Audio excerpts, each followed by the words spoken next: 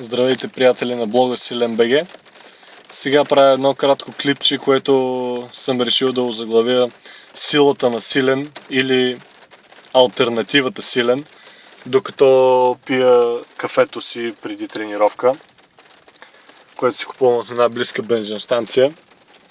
И няма да остана вътре в колата, разбира се, след малко се обличам и днес цял ден вали в Пловдив и в по-голямата част от страната.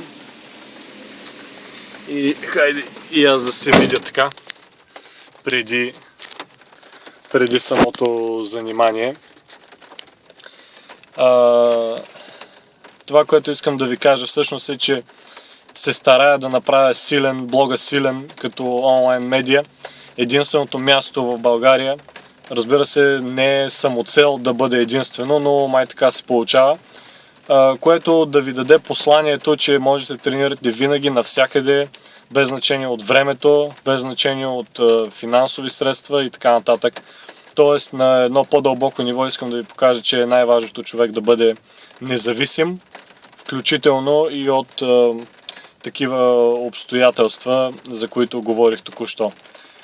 Да не говорим, че тренирането в ето такова време и в много по-лошо, тъй като аз съм тренирал в много по-лошо време, калява духа, характера, което извежда самите тренировки много по-далеч и много по-напред от това да бъдем здрави, силни, да вдигаме някакви тежести и така нататък.